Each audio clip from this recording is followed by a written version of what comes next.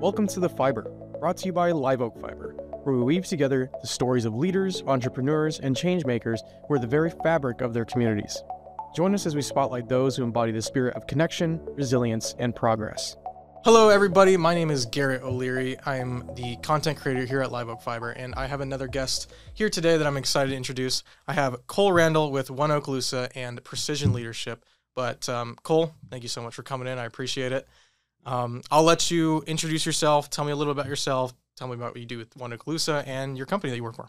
Well, thank you, Garret. Appreciate that, and appreciate y'all having me here today. So, Cole Randall with Precision Leadership LLC. I'm the CEO of that organization, and I'm also the project manager with One Okaloosa Economic Development Council. And so I've joined with the EDC about a year ago. Interesting story on how that came about. But really, my focus there is to really just present Okaloosa County as an ideal place for manufacturing, technology, engineering, companies that want to expand, want to grow, want to, add value to the community. I want to make sure that they see this community as a place to do that. And so I manage the projects that come in for these companies looking to expand and grow. And some of these companies are outside, they're not here already, and they're looking to locate here or to locate somewhere. And I'm like, hey, look at this place. Come over here. We can add value to you, and we'd love to see you add value to us as well. And then some of them, I would say about 80% are probably going to be existing industry. And so these are companies that are already located here, and they want to expand. They want to add a new facility, or they want to extend their building, or they want to, they want to add a location from Niceville to Fort Walton or to Crestview. And, we help them along that process. So that's a huge part of the load that we lift there. And, I manage a lot of that. When it comes to Precision Leadership LLC as a CEO, my vision for us really is to just grow leaders and help them to make a positive impact in our community or in whatever community they are, because we do work outside of Okaloosa County as well. And so just really excited to be here, and I thank you for having me part of this. Absolutely. Well, I'm glad you can make it. I know we were talking right before we had the cameras rolling and everything, but I want to ask you a couple questions about precision leadership, and then we'll get to the One Okaloosa stuff, because obviously we had a huge event that we attended just yesterday, May 15th. That's right. Yeah. I already forgot the date. But hugely successful. We've been there 2 years in a row, but precision leadership, when did you start it? So officially, I say we became an LLC in 2020. October 2020 is when I actually got the license. Previous to that, though, we were actually in operations for 3 years. Okay. And so 2020 is when it really started, and I became actually a licensed company and started actually pursuing business outside of just what I was doing day to day inside, because really whenever I first started the 3 initial years, I wasn't really doing anything too much other than working with people who I knew personally in close. It was kind of quiet. We didn't really, get out in the network and the community and network and stuff like that. So I worked with people who knew me and were close to me. And then in 2020 is when we actually opened it and launched it and started networking with people and getting outside into the community and, letting people know what we do. Okay. So you've been sort of operational since 2017, started working with people that you knew. Was that more so just as something that you wanted to kind of dip your toes in? You had this idea, you knew that you could teach leadership traits, things like that. Was that kind of how you got into it, or was there something that, pushed you to pursuing it's like a leadership mentorship type thing, right? Absolutely. We do leadership, coaching, training, okay, mentorship as well. So in 2017, I learned a lot about just growing as a person, as an individual. And I was still in the military. I joined the military in 2016. The Air Force got stationed at Eglin. While I was there, I learned, so I took some leadership classes and just started falling in love with the idea of leadership and being a good leader for my people. And in that process, I just kind of gradually went into a coaching role, I guess you'll say. And I would oftentimes have people come to me, and I'll tell you what sparked it is I had, at the time I was a senior airman, which is below the rank of a staff sergeant. And we had a staff sergeant there, wonderful guy. But he saw me, he saw the way I worked with people, he saw the areas I was developing myself in spiritually and professionally in the leadership area. And he that inspired him, and he came to me and he's like, Randall, I have a question to ask you. I was like, oh God, staff sergeant. Like, what did I do? What did I do? Yeah, exactly. And he says, I've been watching you. And I'm like, oh God, even worse, right? He said, I've been watching you. He said, I've watched your character. I watch how you treat people. I watch how you act and how you carry yourself. And he says, man, you've inspired me. Would you be willing to mentor me? And I was blown aback by that because a staff sergeant's asking me, a senior airman, to mentor him, and I didn't know how to respond. And I said, well, sir, I'd absolutely do my best. I'll try to do what I can. And that is what really started the journey. Through the next 6 months, he would approach me and ask me certain questions and about leadership and stuff. And he would say, hey, how did I do with my people just now? I mean, in certain situations, he would be leading jobs and stuff, and he would have all of us on a crew, and then he would take me to the side. Hey, how did I do? What could I have done better? And I just kind of coached him in that process of, explaining how to communicate with his people to get, build more relationship, build more loyalty with them. He had some airmen he struggled with a lot, and they just didn't want to listen to him at all, and I kind of coached him how to communicate with them in a manner that would maybe get them to be more respectful, and as well as actually hear what he has to say without losing trust, because trust is a huge foundational piece of leadership. And in that process, he grew from that. He grew tremendously. His team got better. He got better. He ended up leaving the station and got stationed somewhere else. And then it was shortly after that, there was another individual who approached me, and he's like, Randall, man, I've been watching you. Yeah. You're like, please stop. I was like, God almighty, it's like, here's another one. And so he asked me to mentor him as well. And he was a senior airman, same rank as me at the time. And so I did. I started mentoring him, and he grew, and it was a great experience. And so that was the beginning. That was 2017. That was the beginning of me really taking this somewhere, because I realized that I did have this unique ability to coach people and be a guide to them, to help them along their hero journey, because they really are the heroes of their story. And I was just kind of in the back on the scene, just kind of helping them where I could. And it was an amazing journey. And so I fell in love with that. And so I started saying, how can I do this more? And I wanted to do it. And because I had a passion for it, I started, seeking opportunities that, people, if they wanted to grow personally, professionally, spiritually, how can I help them? And people started saying, I didn't know that we could even do this, let's go. And so I started working with more people. And fast forward, 2020, I actually turned it into a business. Very nice. Yeah. That's exciting. I want to ask, so when you had your superior, what rank was he? Staff sergeant? He was a staff sergeant at the time. Because that's an interesting dynamic. I mean, that doesn't happen very often, whereas your superior officer comes to you and be like, hey, I want you to mentor me. How did you said it was a little hesitant to say yes at first, it seemed. Is that something you finally got used to, or did you still kind of have to walk on eggshells a little bit during, I guess, your mentorship of him? Because obviously, when it comes to superior officers and things like that, that's got to be an interesting dynamic when it comes to, I guess, training them and mentoring them. How did you navigate that initially? Was that something that you were like, I'm just guessing as I go, or was it something you kind of quickly thought through and actually I have an idea, I want to take this and see how it goes? Yeah, so a little bit of both, a little bit of all of that. So with him, it takes a real humble person to do something like that. Yeah. And so he was already exemplifying leadership traits, so it wasn't like I had to come in and, remold a whole new, cast or anything like that. He was already exemplifying good leadership qualities, which helps a lot because, I can't reshape, that mindset. He already had the mindset to be humble, to seek advice, to seek help. And, was I extra careful? I'll say yes, but I think more than anything is, I just treated him the same way that I would treat anybody else. Yeah. I love him, I care for him and value him as a person, and, just do what I can to add value to him whenever he was seeking that, and never step out of line, and I also respected and understood that he was my superior. So if there was ever a job that needed to be done, I followed him, loyal to him, committed to him.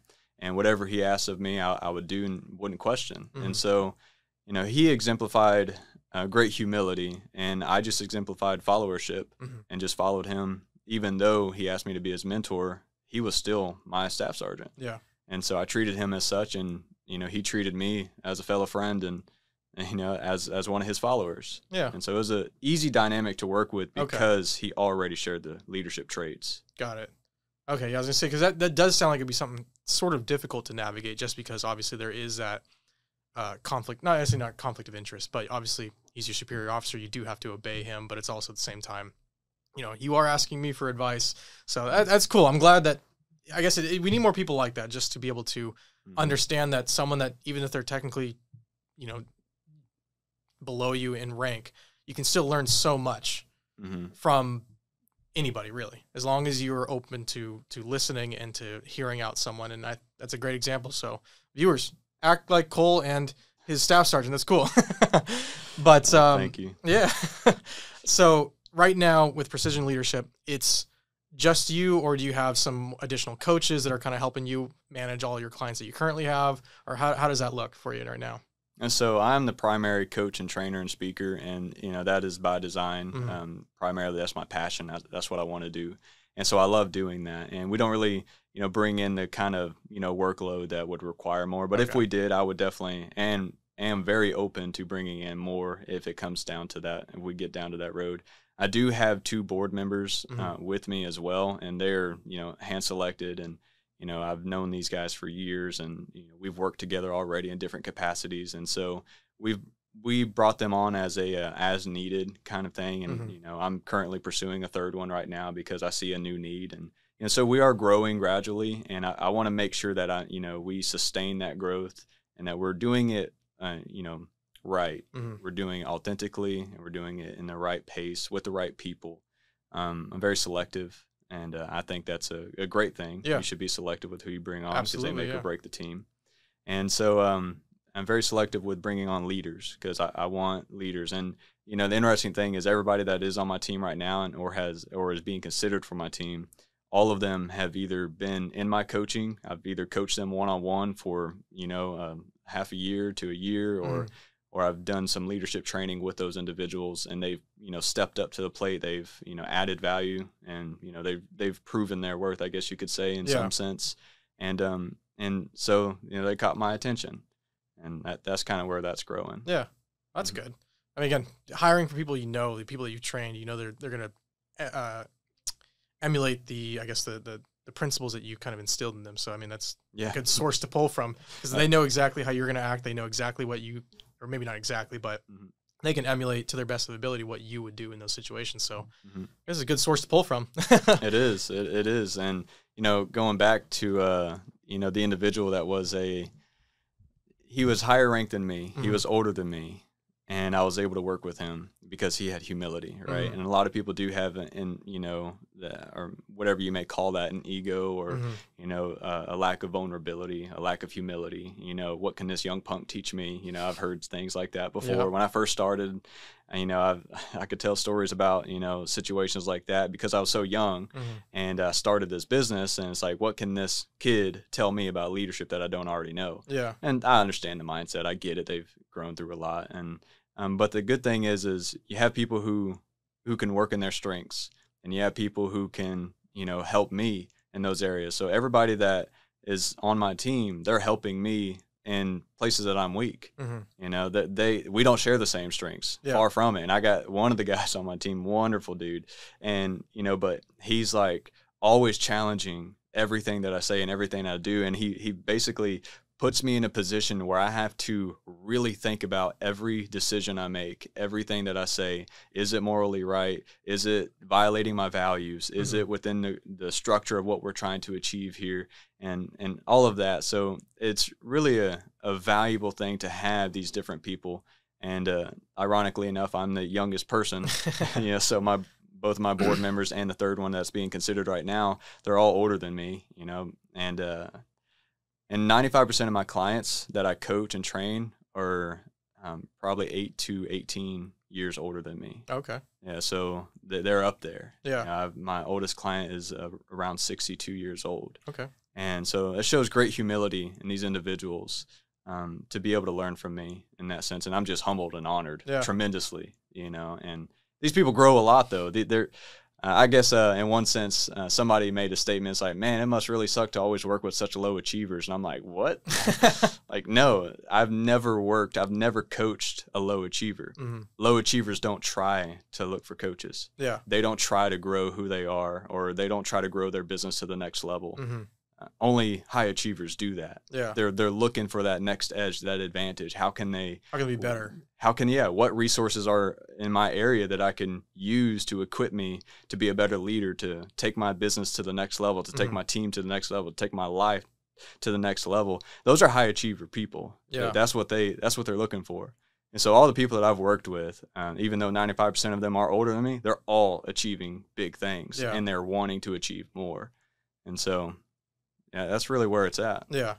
Is there, obviously, you know, especially going with someone that's potentially 20 years older than you, is there some hesitancy from them initially, kind of taking leadership advice or things like that from someone like you that's obviously just younger than them, maybe hasn't been in the industry that long? Do they tend to show any hesitancy, or are they kind of like that staff sergeant where it's like humble, they're accepting of everything that you're saying and taking it into real consideration when it comes to implementing it in their professional lives? I'll say they have reasonable suspicion. Okay. And just as we all should, you know, have some reasonable suspicion. Once I get to talking with them, you know, they're not really worried about my age. Mm-hmm. They're more worried about, can I help them? Yeah. You know, can I guide them in the ways that, you know, I say that I can? Mm-hmm. And once I get to talking with them and we have a few, you know, coaching sessions and stuff, they start to see that. And they're like, okay. And so age really isn't even a concern for them. Okay. It's more about, can he do what he says he does? And once I basically, you know, prove my worth to them, prove that I do know what I'm talking about and I can do this and that I can help you and that I can be a guide for you.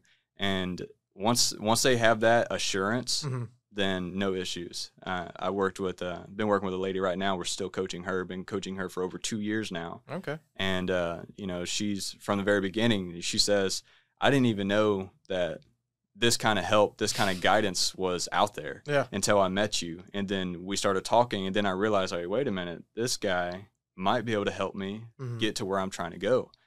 And so after, you know, she approached me and said, hey, I want to talk with you. Can we have lunch? We went and sat down. What she was doing was proving me with that reasonable suspicion. Mm-hmm. Can you really help me? Yeah. And once she verified that she felt that I was a good guide, that I could help her take her business and her life to the next level where she was trying to go, then we've been working for 2 years, and it's been wonderful. And she's grown tremendously, and we're knocking goals out left and right. Yeah. And so it's really exciting to see that. That's cool. Yeah, I guess the thoughts never crossed my head with, at least in my mind, again, now that I'm hearing it, I always feel like, again, you start to work for people. I mean, especially growing up, when you're in college, when you're in your high school age. I mean, obviously there is a point to, like, you know, someone that's older than you, like, I'm not going to listen to you because you're just young. You haven't lived life yet. And you're like, yeah. I mean, I can still teach you something. And that's the way I've always thought about it in some ways. But I'm glad to hear that there's a lot of people out there that are willing, just like, if you're proving that you can do it, I'm just going to listen to you. Yeah. I'm going to take what I can and hold that true. And I guess that brings me to my next question. When it comes to bringing on new clients, do you kind of start with like a period of observation where you're seeing how they act with people that they work for, or that they lead? Or is it kind of like you just initially have your initial conversations and start going from there? Like, where do they think that they're weakest at? And then what do you see and where you can grow? Or how does your first few months, weeks, or however your coaching sessions go? Is it like a once a week thing? But how do you start it off, and how do you get to know them? Mm-hmm. So it's Precision Leadership is the name of our company. And one of the reasons it is because I want to be very precise with what we're targeting. Yeah. And not just going out and saying, oh, well, let's wing it. Let's see. Here's my general idea. Hopefully exactly. It works. Yeah. I want to be very precise and to make sure that, you know, their vision is clear. Their goals are clear. What is it that they're wanting to achieve? Mm-hmm. And once we clarify that, that's pretty much step one. Okay. And some people already know it. They got it, you know, and that's great. So step one's completed. Yeah. And we can move on. And but a lot of people, I'll say probably 80%, if not more, have a vague idea of what their real vision is and what the goals that they're really trying to achieve. And is that personally or professionally or both? Both. Okay. Yeah. And so I just kind of help them. I ask them questions. I help them kind of clarify that vision for them. Where are they trying to go? What are they trying to achieve? Who are they trying to become in the process? What are their goals? And I help them clarify that. And once we can kind of clarify that, then step one's completed. And we start, hedging away towards achieving those reasonable, but also I want to help them, navigate challenges and obstacles. And so a lot of times, a lot of my questions are probing questions in a way. It's like, okay, so when you do this, what are the foreseeable obstacles you see they're going to come? And a lot of people are like, well, I think this is going to happen, this is going to happen, I think this is going to happen. Okay, so what are we going to do to either prevent or navigate around these obstacles when they do appear, and things like of that sort. And so this way we can have a much higher success rate instead of being, hitting an obstacle and be like, oh, where'd that come from? Yeah. And being surprised and then feeling like, oh, I failed and stuff like that. Well, we've already conquered that before it ever came up. So when it does come up, we're like, I already know what to do. Okay. And so they navigate the obstacles, they reach success much faster and without losing hope in the process, which is a big deal, because the moment you stumble, a lot of people may get discouraged. Yeah. And so we want to eliminate that right out the gate. Okay. And so I work with them to do that. That's pretty much step one. Cool.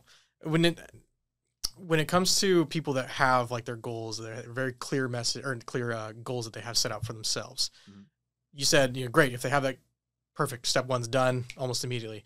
Do you ever kind of run into those people that, they tell you their goals, they give you their vision, that it seems like it's so planned out and perfect and they're ready to go? In your time with them, whether it's a few weeks, few months, whatever it may be, do you ever just say, hey, I think actually your goals and visions are actually not in line with what you want to do or where you think you're going?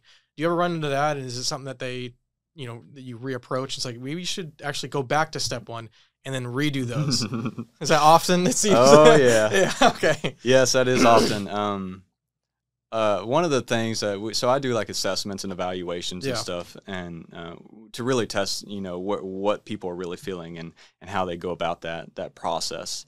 And so one of the things that I've learned in my journey of this is we like the idea of certain things, but we don't really know what it actually takes to achieve that idea. Yeah, and, it just sounds good. It sounds good, or that idea is not what we thought it was. Yeah. Sometimes we say, oh, yeah, I want to do this. I want to achieve that. And then you get to actually thinking about it and clarifying this vision, this idea, and then you realize, wait a minute, that's not what I was wanting to do. Yeah. I was wanting to do this.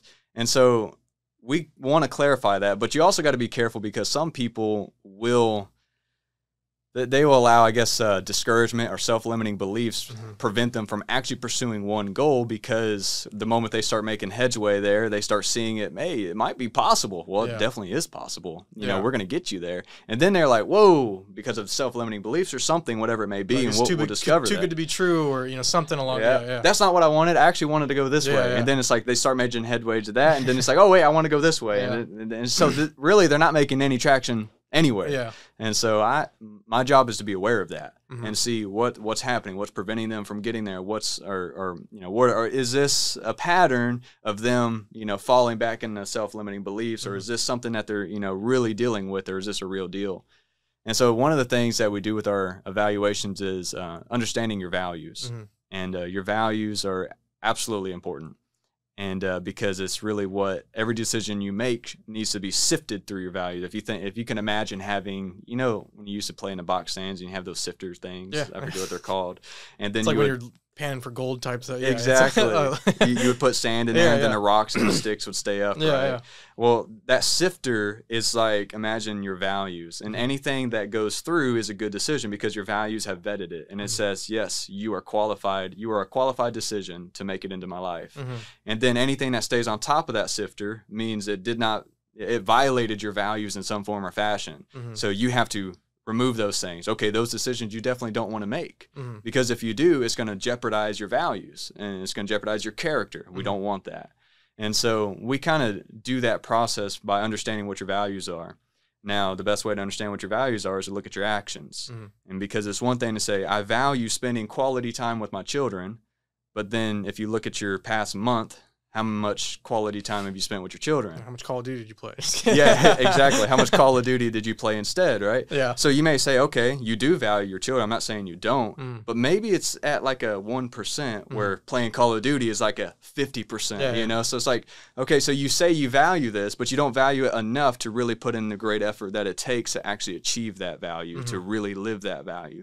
And so we discover what people's values are by looking at their actions. And when people begin to see that, they begin to realize, oh, wait a minute, I don't value that as much as I thought I did. Or I value this, and I value watching TV more than I do spending time with my kids. It's like, well, is that a problem for you? How do you feel about that? Well, I feel terrible. You know, I want to spend more time with my kids. I want to show my kids that love. Okay, so what are we going to do to increase the actions that relay that value? You know, and because values are more than just words. You know, it's not just saying, "Oh, I value this." It's actually living that. And so we kind of help people do that. And it's in that process that we can help people, you know, not jump from this to that and get lost or even be lost pursuing a vision. It's like, well, I think I want to pursue that. Well, by understanding your values and what the actions that, you know, correlate with that value, then we'll be able to actually direct you more focused on what you want to achieve. And sometimes it may not be the idea you thought it was. It's actually something else. Bring you to a whole new industry, a whole new way of thinking. Okay. Very true. When it comes to, is it easier, or maybe I'm not sure if that's the right term to use, is it easier to work with someone that may not have any clear vision of what they want to do or where they want to be or how they want to, I guess, lead? Have you worked with anyone that's just like, I'm almost like stuck in a limbo. Like, I don't really know what to do. I don't know where to move forward in. Do you often work with people like that? Or like, I imagine that's something amongst like your younger clients, the people like my age, or that just like, you know, just getting into their working careers and they're looking for that purpose or looking for like, I want to be a leader. I just don't know how, or if this is the right industry for me, you know, things like that. Do you work with people like that? Or if you do, what's kind of the process with them? Like, how do you get them started? Obviously it's about determining their values and their goals, but if they don't really know, what does that look like from your perspective? Like, how do you coach them into at least moving in a direction to start figuring these things out?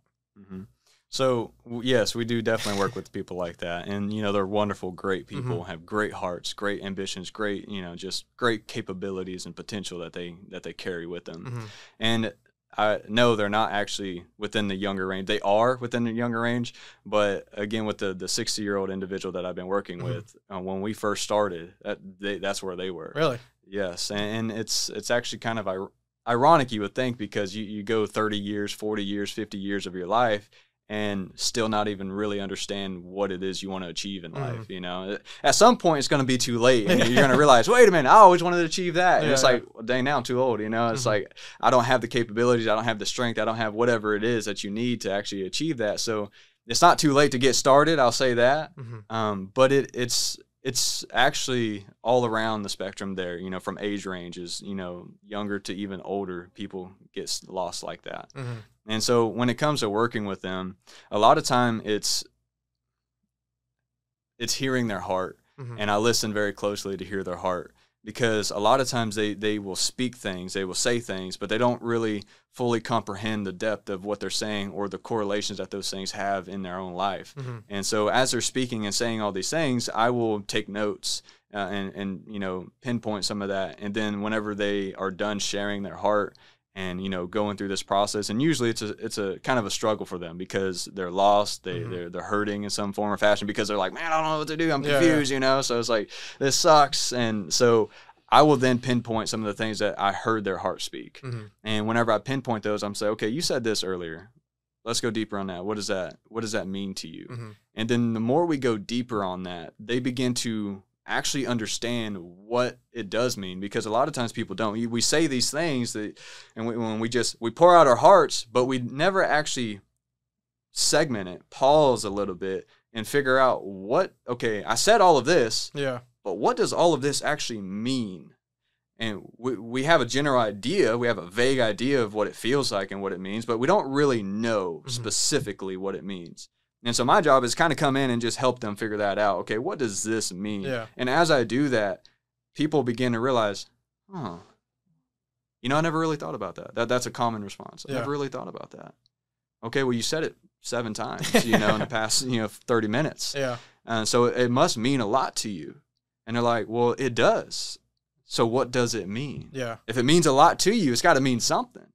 What does that mean? And then they'll get into it and they'll think and they'll think and they'll think, and then they'll process it and they'll realize, oh my God, I didn't realize this whole time. You know, it's been 7 years, it's been 10 years. And it's like, I never realized that. I never realized that this was such a big deal for me. I never realized that I felt so strongly about this.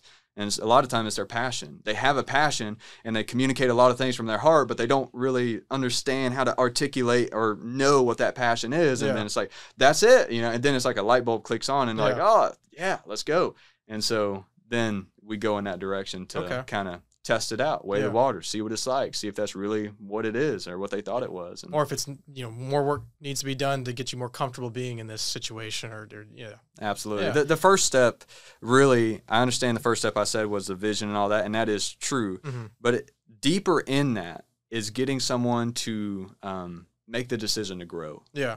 If I can help somebody to make the decision to grow in any area of their life, you know, that's really the catalyst. It's what sparks. It's what makes the process of, at that point, if I can get you to make the decision to grow, or if you can get yourself to make the decision to grow more, like it gets you in the mindset of saying, okay, how can I grow from who I am to who I want to be? Yeah. And once you start growing in that process, and it may literally, I've worked with clients that they didn't grow at all. They didn't have really discipline in their life in some sense, and discipline is very important to growth or achieving anything. You got to be disciplined. And I worked with one guy who was so lost on that he didn't really have discipline, didn't really grow. Our first commitment was, first thing you do when you wake up is make your bed, and that's the commitment he made for himself. He says, "Well, I guess I can just make my bed in the morning." All right, that's what we're committed to then. All right, your first completed task of the day. So he wakes up, he makes his bed. He wakes up, he makes his bed. He wakes up, he makes his bed. And he does this again and again. He's growing already. That is growth. Yeah. He's disciplining himself to actually commit to something and follow through with it. And then later, 6 months down the road, we're not talking about making beds anymore. He's got that habit down. He's making his bed every morning. I mean, it's just a flip and it's easy. You know, he's got a system down now, right? Yeah. And so it becomes very easy, second nature to him. And now he's talking about taking his business to the next level. We're talking about a CEO of a company, and you would think, well, they're pretty disciplined. Yeah. Well, sometimes we struggle in these other areas, but once we get growing, it's like a domino effect. It just begins knocking the next thing out, the next goal, the next goal, the next goal, and it gets bigger and bigger and bigger. You know, the domino stacks higher and higher, right? Yeah. It just gets bigger. And now that we're talking about taking their business from, you know, 1 employee to 10 employees and, you know, this revenue to that revenue and all this and that. And it really does cascade in a positive effect if we can get to the first decision to grow in the right areas and something that you can achieve. Yeah. Well, to kind of further your point too, usually when it comes to growth, that usually means embracing change. And for a lot of people, change is uncomfortable. I mean, there's no way around it. It is what it is. Like, it's true. Moving to a whole new different part of the country, pursuing a new job, getting into new relationships, meeting new people, being social. It's all so much change, and it's intimidating. It's scary. Yeah. I mean, there's probably, I bet you could ask probably everybody in this building, you know, anybody you walk into on the street, you know, what happened for you when you first changed your career for the first time? You're like, I was terrified. Yeah. I was like, am I going to fail? But things like that, you know, change is such a huge thing, and making those decisions to actually make those small changes. Again, for him, maybe making that bed was just like, I think it was David Goggins. I feel like that's where it kind of originated. It was like, you know, first thing you do, make your bed. It's your first completed task. Yep. You know, start off making progress, doing something. That's it. And it's kind of like that. It's like, you know, it's something small that, again, making your bed doesn't do anything. But what it does is just gets you in a mindset like, I've already completed something. Yep. And it's like those small things. So, I mean, it makes sense, 100%. I mean, I guess it makes sense that, you know, people in their 60s or any people my age, anywhere in between, really, it makes sense where you can kind of get stuck somewhere where you're like, well, I've completed this, but now I'm no longer doing anything, or I've gotten complacent, or, you know, I have that imposter syndrome, which could be helpful in some ways, but, you know, at least that's the way I look. I mean, when I changed my career, I moved from California in 2020, right before COVID hit, and I was in the sports industry. Yeah. Okay. So sports closed. I'm like, oh, what do I do now? And I was like, I don't have anything. So, and like, obviously, like Pensacola, the Ice Flyers and the Blue Wahoos, they were like closed for 2 years. So making any changes for that, I was like, I'm just going to start doing random things until I find something I like. Yeah. Luckily, I got to stay in my industry with marketing and really fell in love with like photography and videography. So it worked out for me. Hey, there you go. But like, yeah, making those small changes for me, just like, all right, well, I'm going to just jump into different jobs. I'm going to start talking to different people and getting into what ultimately for me is like real estate, working for some agents, doing some random stuff, and just learning that industry. And then that grew to me just doing regular videos and things like that. And then obviously where I'm at now. Yeah. But that's exciting. Yeah. I mean, small stuff like that can really make a huge difference. Where like, I'm just gonna make the conscious decision to figure out exactly where I'm going to go. And then I'm sure it's helpful when you have someone else that's like, I mean, in your position, you're looking from the outside. You're outside looking in. There we go. Yeah. And it's like, I see you're passionate about this. Like, let's explore that a little bit. So that's, I mean, okay, that went off on a tangent, but it was a good one. You shared your story. It's a real life example of that process. It's a fun process. So if anybody's scared of it, I mean, it's scary no matter what you're going to do, but it's a good scary. Yeah. It's like watching your favorite horror movie and you're like, I'm terrified. It's exhilarating. Yeah. It's, one of the things I talk about is fall in love with growth. Fall in love with it. Fall in love with the growth process, to be more specific. Yeah.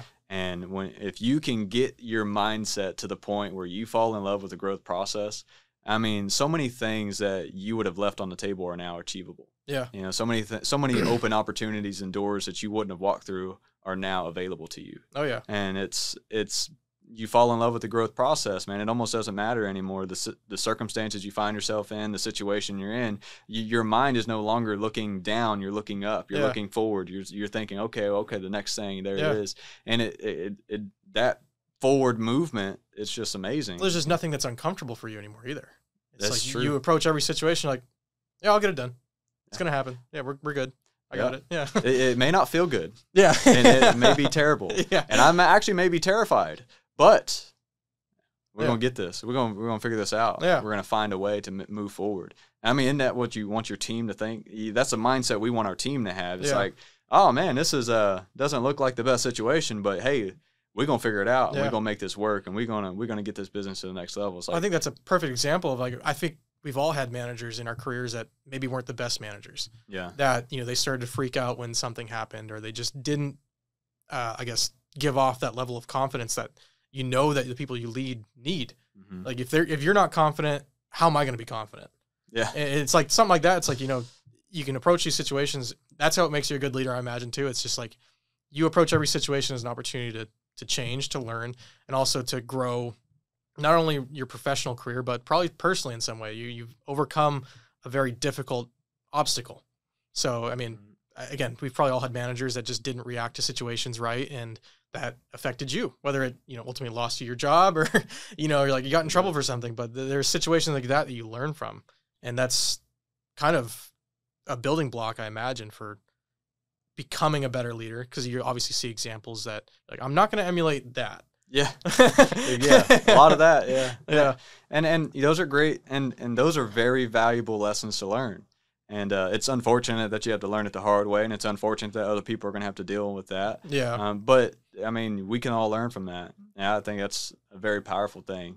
When it comes to, your people are going to respond very similar to how the leader responds most oftentimes. I mean, you have a leader and the followers, there will be a leader there that is not going to respond that way. Yeah. But for the most part, followers are going to respond in the same manner in which their leader responds. So if everything is kind of not working out and it's just going to chaos and the leader responds in a negative, response to that, well, your team's probably going to feel lost. They're going to feel chaotic. They're going to feel like, man, this ain't going to work out. Yeah. This ain't going to be good. And so now everybody's kind of flipping out, wondering, are we going to get through this? How are we going to get through this? Should I start looking for another job? Should I start putting in my resume? But if everything seems to be going to chaos and the leader's just like, doesn't look good, but I tell you what, let's get to work, boys. Hey team, let's rally up, let's get this going. And if they respond well to that, it's okay. Yes, it's chaos. Yes, it is. It's going crazy. And yeah, you may not know what to do, but you got a team. Yeah. You got a team there that's going to support you. You are going to come together and make this work. Yeah. And so your response is really going to matter. A lot of times in the military, leaders don't. Not to be disrespectful towards them in any form or fashion, because I love my military troops and I still support them tremendously. Is a lot of times the managers, we call them like leaders or expediters or something like that, staff sergeants, but they are essentially a manager. They would not respond very well to certain situations, and they would. Because they kind of have the ability to lose their lid, yell and call you names and say things. It's like, that's not even needed for the situation. That doesn't actually move the team forward. Yeah. That's not, that's not progress in any form or fashion, but it's their response to the stress that they're dealing with. Yeah. And what I would tell a lot of my followers, the people, whenever I became a staff sergeant, I had troops, and I would tell them, hey, the best thing we can do is smile and say, yes, sir. Mm-hmm. That's your response. That's my response. I'm just going to smile and say, yes, sir. Mm-hmm. Yes, sir. And go and do it. Yeah. Go get the job done. And that we can't always control, we can never control the response of our leader, but we can control our response to our leader. Mm-hmm. And if our response if our leader mistreats us and they respond negatively to the stress in the situation, we can be a follower who responds in a way that lightens their load, mm-hmm. that helps them. Hey, sir, I know you're going through a lot. How can I help? Mm-hmm. What can I do? What can my troops and hey, we're here. What can we do to help lighten this load? What can we do to help you? And leaders are going to appreciate that. And they may be losing their lid at that moment and cussing at you and yelling at you. But after you do that, they're going to, afterwards, when things start to settle down, because it will, they're going to remember that. Yeah. And they'll come apologize. They'll understand that, okay, that's not the way I should have reacted. If you're lucky. If you're lucky. If you're lucky, okay. That's funny. All right. Yeah, I mean, it's such an intricate, leadership, it's so intricate. It's so delicate because it changes every day. I mean, obviously the landscape that we're in now in the modern world is so different than we were even like 10 years ago. Mm-hmm. So approaching that, I can't imagine is very easy, but a lot of the same principles probably play into it, regardless of who you're working with, how old they are, what industry they're in. Mm-hmm. The same leadership principles probably come to light where you're like, okay, we need to work on these aspects. Is there usually, I guess, when you look for, like when you have your initial conversations, or even for people you worked with for a long time, are there particular traits that you're always looking for? You're like making sure that, all right, here's like the core, like here's the base, like this is what you should build your foundation on, and then we'll go from there. Is there usually some traits that you're looking at? They're like, I want to make sure these are solid before we move on. I mean, obviously there is some definite traits you would like to see in a leader. Mm-hmm. You want to see them being honest and, integrity, right? That's Mm-hmm. the idea. We want them to have certain leadership traits. I think my focus primarily, though, is to discover what are the positive traits that they're already exemplifying. Okay. And how can I enhance those? Because, again, it is really starting with the decision to grow. Mm-hmm. And if I can help them grow in a trait that they're already exemplifying, that they're already kind of, good at and they kind of agree with, mm-hmm. because most of us have some sort of trait or moral standing that we kind of try our best to abide by. Yeah. And if I can identify those within certain individuals, I want to help them enhance that because they're already good at it. And if I can help them do that, then we can start working on other traits and stuff in that manner. But usually I'm looking for any positive trait. If somebody is more team focused, I want to take that guy and help him become more team focused and better at being team focused and better at communicating with the team. Mm-hmm. And if somebody's just like really about integrity and being honest and doing the right thing, I want to take that and see how can we enhance that, because these individuals are going to be the embodiment of that in their culture. And that's what we want, because a culture of an organization is the accumulation of many cultures of individuals. Mm-hmm. And so when you get these many, cultures of individuals into a room, they form and morph into a one, body culture. Yeah. And you call that, hey, that's the culture of our organization. Mm-hmm. Well, it's all these individuals. So how can I develop the character, the culture of that person individually? Okay, he's strong at being and having integrity. Okay, he's going to be the culture leader in the organization for that trait because he exemplifies it the most. Yeah. So let's enhance that, get that going. So that way he can then become somewhat contagious to the rest of the culture and then begin spreading that, and people will begin getting that. Because if not, there's already things in people's lives that already are being contagious. Yeah. And it's usually negative. Mm-hmm. Complaining, being upset, backbiting, talking bad about others and stuff like that, creating drama where drama doesn't necessarily need to be. And so you already have, these negative traits of culture being exemplified and being contagious. So I want to just not focus on the negatives. Mm-hmm. I don't want to, say, hey, we need to stop doing that. I want to focus on the positives and see how we can enhance that. Mm-hmm. So that's really what I'm looking for. But integrity is a big one. Character in general is, that can classify as many different things. Yeah. But character is probably where the most value is going to come from. It's just developing your character as an individual.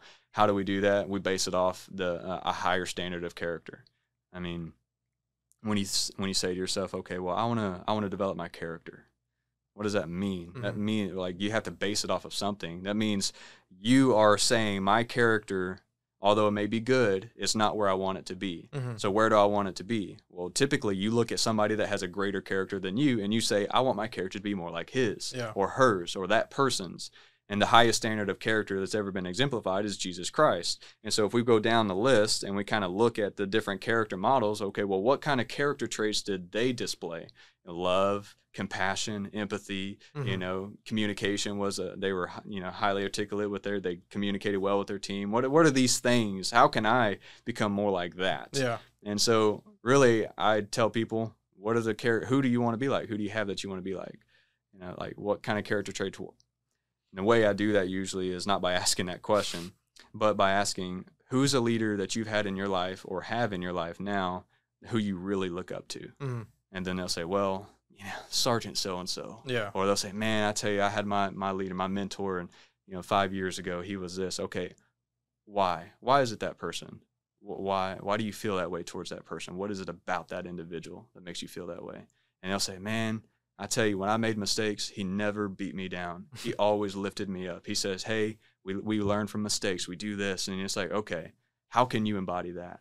Right? Because you are you're telling yourself essentially everything that you admired about the greatest leader you've ever had in your life. Yeah.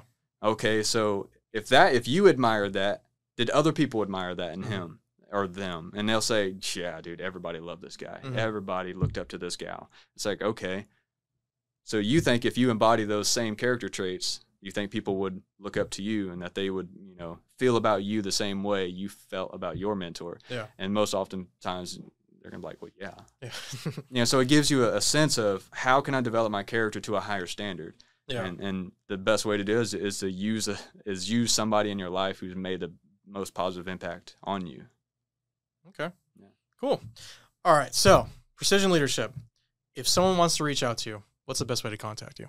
And we're on Facebook, on Instagram, YouTube, Precision Leadership LLC. We have a Patreon. Really just Google us. Okay. We're one of the first ones that come up. It's we're a lot. I mean, go to Chamber Breakfasts. So you'll see me. All right. So, I'll put that. I'll make sure I'll put it in the video as well as the description in the audio version. But all right, Precision Leadership, awesome. Incredible what you're doing. I know you're working hard with it. I know when I met you, 3 months ago, 4 months ago, something like that? I don't remember when. But obviously, I know that was when I looked into you a little bit on LinkedIn and everything like that. Huge goal of yours. So it's awesome to hear that you're succeeding with it. It's growing. I'm happy for you on that one. One Okaloosa, though. You're a project manager. We briefly talked about it when we first got started. You manage projects for companies that may be looking to expand, grow, or finally set up shop and do something here in Okaloosa County.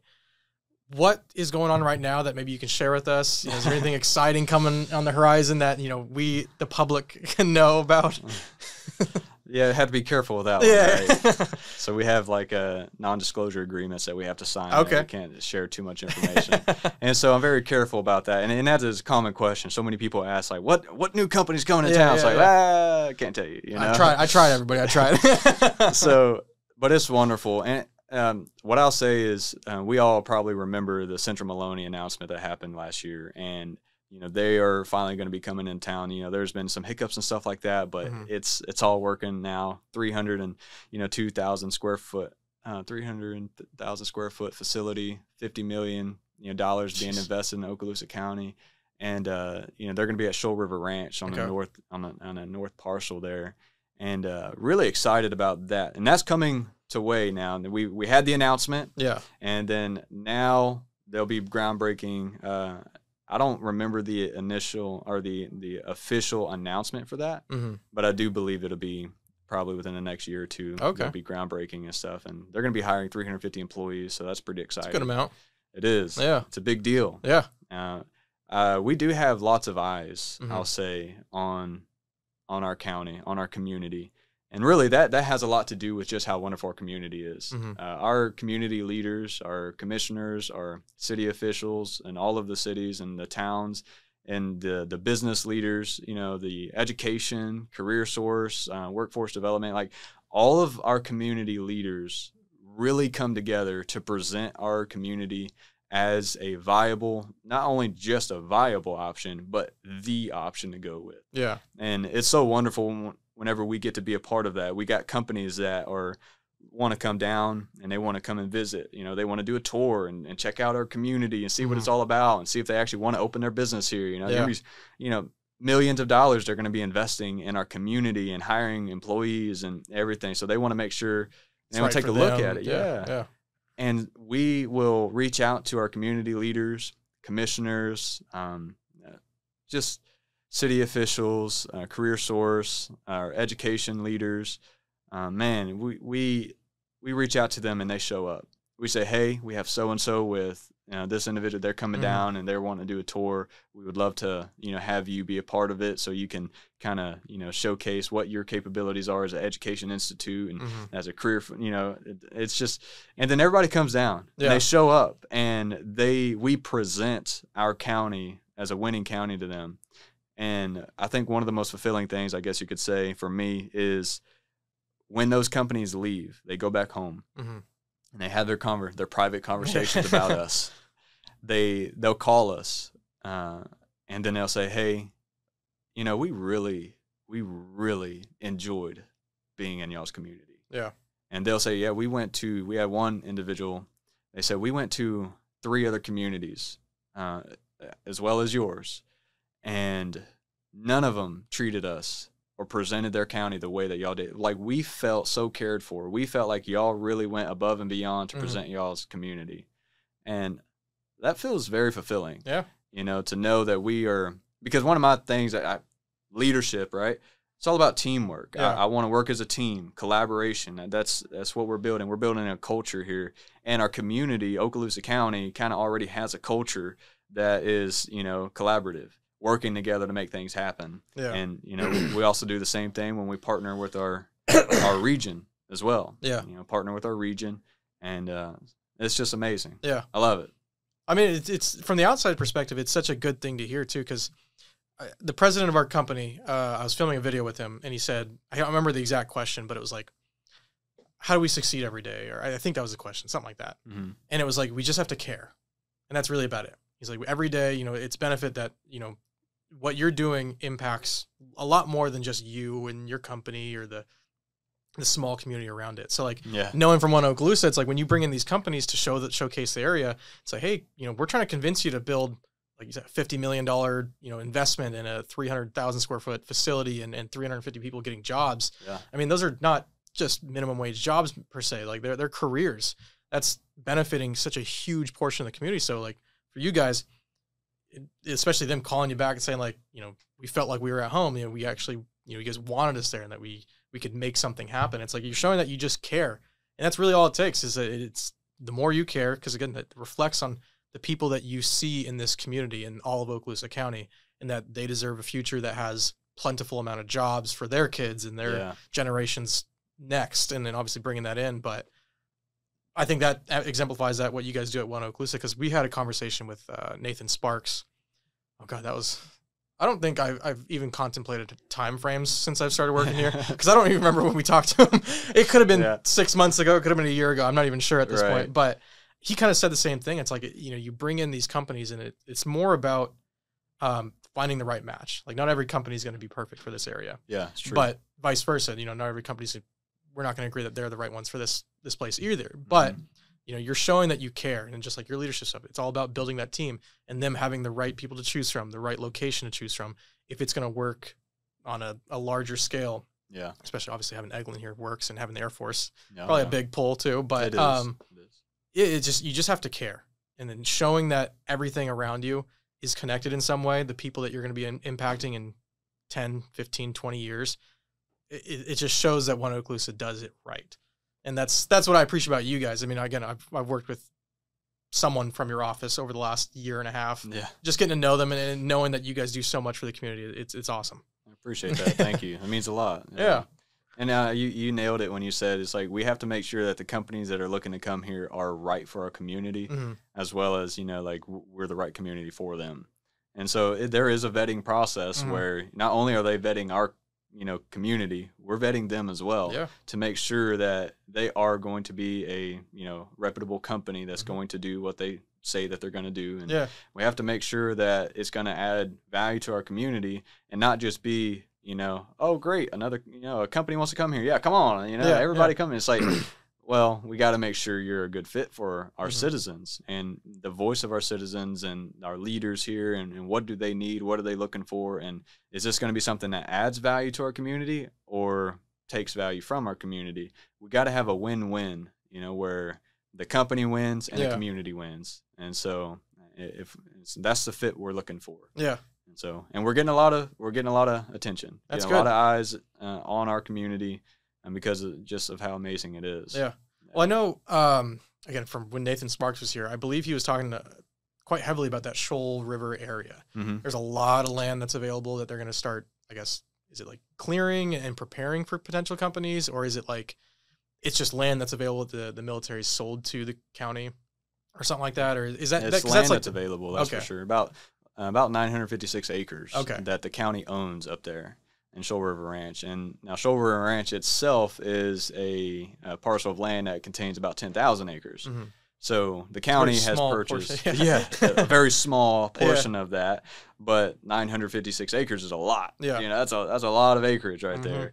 And so, we advertise that for the companies. They're looking, hey, we need 50 acres. Well, we have Shoal River Ranch. Great opportunity, to advertise that. And close to residential areas, too. And close, New residential, Yeah. And so we're not really, like, out there clearing anything. For the most part, it's already pretty good land, So really the company comes out and we, give them a tour, kind of take them out there. They take a look at it and they're like, oh, wow, this is good. And they start visualizing their facility there, It's like, good. We want you to visualize that there because we visualize that there as well. And that's really what it's about. So acquiring more of that acreage will definitely be on the radar. So at least I imagine the county is going to want more. Yeah. And so we can advertise it better and bring in the right companies. Is there any specific industries that you're targeting to try to bring to the Emerald Coast, or is it just kind of a free-for-all, like, hey, anybody that's interested, we have X amount of land available. Come look. That's technology, manufacturing, engineering, and defense. Okay. So if they're within those four sectors, that's what we're really looking, because that's what our community thrives of. Yeah, it's the military bases and everything, and we're a huge advocate, for those type of industries, especially with the Techman Industry Days. You could tell that happened yesterday, which was an amazing event. That is one of the other avenues of attracting attention, getting, these, because some of these people are out of state. They're from companies out of state, somewhere else, and they fly over here or drive over here to attend that event to see what we're all about and to see the different manufacturers and technology and defense sectors that are here, and what's going on. And so that attracts them to events like that, which, maybe will give them the opportunity to also think about, hey, you're in the same sector. Yeah. We would love to have your business here as well. Set up shop here, a subsidiary or whatever. Yeah. Yeah. Take a look, see if we can add value to you and see if you'd be a good fit for us as well. Is there usually like communication between some of the big players, like, the Boeings, Lockheeds, things like that, to see like what expansion options they may pursue there? Like, obviously you have tons of opportunity over in that Shoal River area with tons of land. Is it usually something that you'd go up to them and be like, hey, what are you guys thinking? Is there something that we can kind of maybe come to the table on to discuss about maybe opening something additional? Is that kind of conversation happen, or is it more like a natural thing? Like, hey, we have an idea. Does this work out for you guys as well? Yeah, I'll say it's quite natural. Okay. Because one of the things we're doing is the BEST, and it's an acronym for Business Expansion Support Team. And that's a committee that I've been leading. And what we do is we meet with local communities, companies here within the four sectors that I mentioned. And we're asking them questions just to get what is their satisfaction, and business in Okaloosa County? Are they satisfied here? Do they like what we're doing? Do they like what we have? Do they like the structure? Do they like the land? Do they like, and then some of the things that we're asking though is, are they willing to expand? Do they want to expand? And are they looking to expand anytime in the next 3 years or so? Okay. And sometimes what they will do is say, yeah, we actually are. And in that process, we begin a conversation that goes more in depth in helping them along that journey. Now, it's not always Shoal River Ranch, though. Yeah. It may be other areas, other parcels that they're already looking at. Mm-hmm. So we will, just help them wherever they want to go. Yeah. Because Shoal River Ranch isn't always for everybody. Yeah. It's for the right person. Yeah. All right. I mean, I know there's a lot of exciting things coming up. Obviously, I wish we could talk a little bit more. But, I mean, the good thing about this area, it's constantly growing. Obviously, the military, more than likely not going anywhere for a very long time. So that keeps industry here, and it keeps people PCSing. So, like, the real estate market grows because of that alone. But, I mean, huge industry. I mean, when I first moved out here, I was a little worried because I came from California. So, I mean, you just throw a dart and anywhere in California, you can find a huge sector there, whether it's Silicon Valley, which I grew up next to, and then lived in Los Angeles. So, I mean, again, industry aplenty. So when I first moved out here, not knowing anything about Destin or the Emerald Coast, I was a little worried, like, all right, where am I going to work? And obviously COVID did its own thing. But I was like, for anybody that's, curious about the area, it's like industries here. If you're in STEM, opportunities, a strife. And then people like Cole and Nathan at One Okaloosa and probably a number of other organizations are working their hardest to make sure that there's plenty of career opportunities that are going to get you not only paid, but, live in an area that's pretty freaking cool. Because there's nothing like living like right where people think like doesn't exist in the U.S. Like you don't see white beaches anywhere and crystal clear water anywhere. So it's a nice place to live. I always tell my friends from California, I'm like, dude, get out of California. Come over here. Check it out. Yeah, it's fun. It's a lot of fun. It's cheaper, I would say, too. More or less. But yeah, all right. Anything else about One Okaloosa you want to share with us? Just the Techman Industry Day that happened yesterday. That's right, yes. It was absolutely phenomenal. Yeah. It went great. Of course, we go into planning, we plan that all Starting year today long. already. Yeah. Already starting next year's planning, right? Yeah. And it went really good. We had 54 exhibitors who attended there, and these are companies that are either local and some of them not so local, but they drive all the way over here to present their companies as an exhibit for Techman Industry Day. And now we had around 375 people. We have 400 people register. We're still doing a head count, but as far as we're aware, it looks like around 375, if not more, people attended yesterday's Techman Industry Day. Super excited. Wonderful to see so many great people, so many great leaders doing great things. The conversations that we got to have, the smiles on people's faces, it was just awesome. Yeah. It was an exhilarating event that you went, very successful. Yeah. Very happy with it because obviously, you're thinking, okay, how's it going to go? What can go wrong? Yeah. Yeah. And it was awesome. It was awesome. And, that's the part of having a great team, a great community that supports it, a great team that's, working hard, working together to make things happen. And then, great business leaders and, community leaders who are supporting, the endeavor and making things happen too. So it's a big effort. It's a big effort. And it paid very well in the community coming in, the people coming in, the businesses coming in and being able to do that. So super excited to just be a part of it. Now I attended as an attendee the last 2 years. Oh, really? Yeah. So I've been going to Techman Industry Day, but I was an attendee, for Precision Leadership LLC. Yeah. And this was my first year being an employee of the project manager, so it's like, I got to see both sides now, it's quite unique and it was awesome. Yeah. I mean, we enjoyed it. I mean, we were there, so we were an exhibitor. We were exhibitor last year as well. And for us, it was a good opportunity for us and something I'll actually probably have a video coming out with it next week, kind of like recap, but I also got some segments from our business team that does our business sales. And our mission was always to use these opportunities, use Techman specifically to get in contact and build those relationships with pretty much any of the companies that are in this area. Because obviously they're all potential customers that we can serve. And with our solution, if it's anything like our residential, which I bet it is, people aren't happy with the incumbent provider. So for us, it was about building those relationships, hearing what they need, and kind of like how you guys, you're listening, you're making sure that what they're going to want, 2 to 3 years from now, or, whatever that situation is. And for us, it's about listening to what their needs are and how our solution can be tailored to provide them with the best service possible. And it works out for us where, we walked around from booth to booth, just saying hello, and whether talking about business or just taking some popcorn, and one of those people had popcorn, so did get some from them. There you but, go. Just talking to them and be like, what do you need, and what does it look like for us providing you a world-class, high-speed fiber optic internet? And I know it's, we're still in the middle of our construction efforts, so getting to these people and these businesses may not be like an immediate, tomorrow thing, but it could be, 2, 3, 6 months, 9 months, a year from now.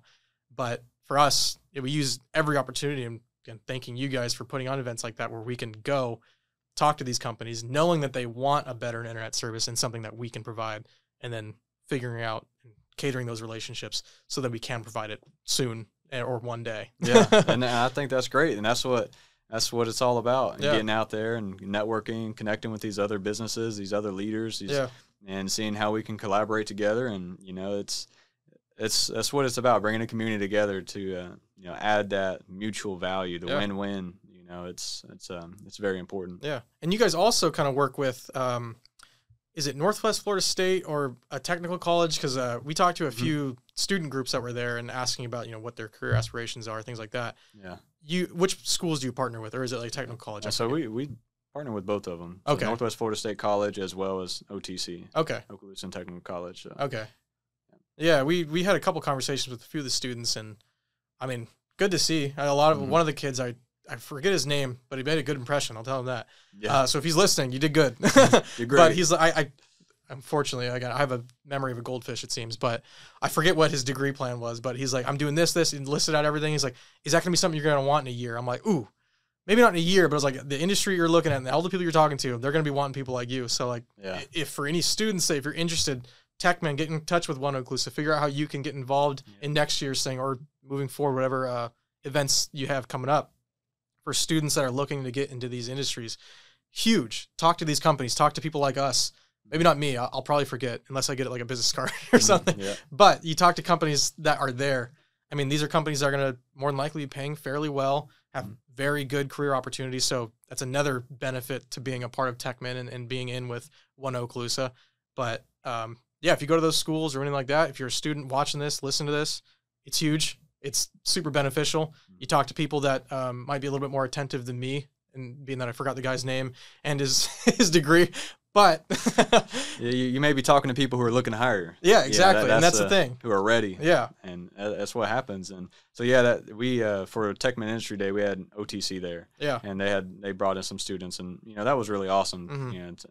Just excited. Yeah, and if you think about it, that's kind of how I got started. Right, I went there as an attendee, and now I'm the project manager, and getting to meet Nathan Sparks, and I don't even remember how I first met him, but it may have been at TechMan Industry Day, and but that's really how it gets started, is getting into getting at events, doing things, getting out there, making things happen.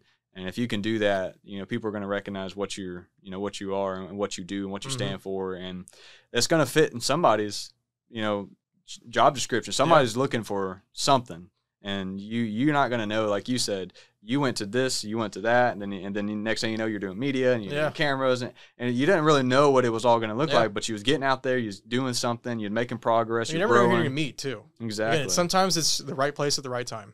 It is. You meet one of the hiring managers, or he may not know that he was trying to hire anybody, and all of a sudden, he's like, I like the way you presented yourself at my booth. It could be anything, and he's like, I'm going to give you an opportunity. Could be an internship, could just be a part-time job, something to get into that field, and all of a sudden you have a connection, and may not work there long term, but it's like, hey, I know a kid, he's smart, they're really good at such and such, hire her, hire him, hire their brother, whatever it is. Absolutely. Sometimes it's about who you know, and that's really about it. And TechMan's a great opportunity to learn or get to know people, just connect. It is. Yeah.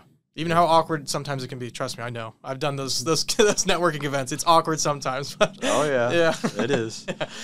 It's wonderful, too, though. Thinking about mentors, I have a few mentors that are local here, and I didn't realize I just talked to these people. I got out and I started meeting. I had no idea what their title was, no idea what they do, no idea who they are. But I just went and introduced myself, started talking to them, and I was like, and I liked him, and I was like, man, I really like this guy. He's smart. He knows his stuff, man. And I started, thinking about the idea, man, this guy could be a potential mentor for me. I would really like to learn from this guy.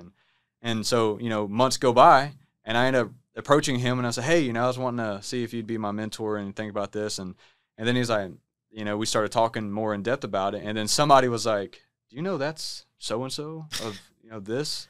And I'm like, oh, I had no idea. Like, I didn't even know his title. I didn't know, but I knew his character. And from what I witnessed and what I saw and connected with, and even though it was short-lived in short span, he showed a lot of great character. And I knew that he was, you know, somebody that I could look up to in some form or fashion, and I wanted to see if that was worth it.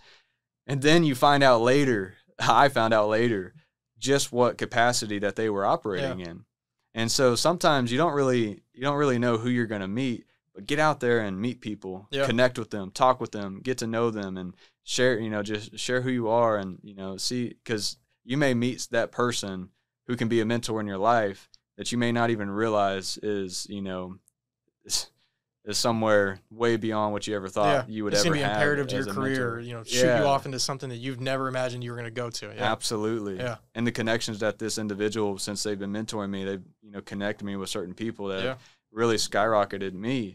And it's like, wow, I'm just meeting new people. And it all had to do with me going out, networking, and meeting with people, and not considering their title or what they do or anything, but just considering them as a human being, as an individual, someone that is deserving of my love and value, and someone that I can share compassion with. And when I go and do that, you know, you end up meeting high-level people who are achieving great things, who are looking, or maybe not looking, but are willing to receive somebody who has an open heart and passion to strive forward. Oh, yeah. I mean, that's the biggest thing that I think that got me started in my career, not necessarily with videography and photography, but when my first job out of college, I was the part-time intern.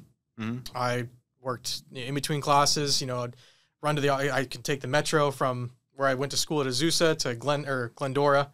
And it was a 15-minute metro ride. So in between class, if I had like a 2-hour break, I'd go to work, sit there for an hour and a half, help them do whatever, then go back to class. And then afterwards, I'll come back over. And I would be doing that. I did that for a year. And then the manager that was there, I can't remember if he was let go or if he left or whatever the scenario was. But they hired me before I even graduated as their manager. And that's kind of the things you do. It's like you show that you're interested, you meet the right people. And for me, I guess to even a testament to kind of what you've been talking about is like you're going to meet someone, whether it's in your personal life or your professional, that you want to emulate as a person. So for me, it was the VP of sales. He was basically the hiring manager. It was a very small biomedical company. So the little test strips that you know, when COVID came out, those little test strips type things, they made things like that, but for like different applications. But he was the first person that interviewed me, hired me, again, fresh out of college, or still in college at that point. But, you know, a couple of years into my marketing degree field and things like that. So still learning, but, you know, with the young and hip crowd is what he would always say is like, you probably know the new stuff. I'm like, I don't even know what that means. But his name was Tom Round. Awesome guy. I haven't talked to him in probably a couple of years, but absolutely incredible person. I always talk highly of him to anybody. But pretty sure he still lives in Orange County somewhere. But stuff like that. And if you're a student, get involved. I mean, do everything you can just to meet people. If you start working somewhere, you know, talk to the higher ups, you know, just get to know them, figure out who they are, what got them there. Because again, VP of sales, helping and talking to and actively pursuing to like hire and promote a marketing intern before they even finish college, for me was huge. And that's what pushed me into like learning, being really like hands-on on everything. Like I think if I didn't do that, I would be a little bit lower and farther behind in my career than I am right now. But stuff like that, it's instrumental. So if you go to these TechMen events, go to different events, networking events, or even at your current jobs, talk to your supervisors, be their mentee. Is that the word? Yeah, mentee.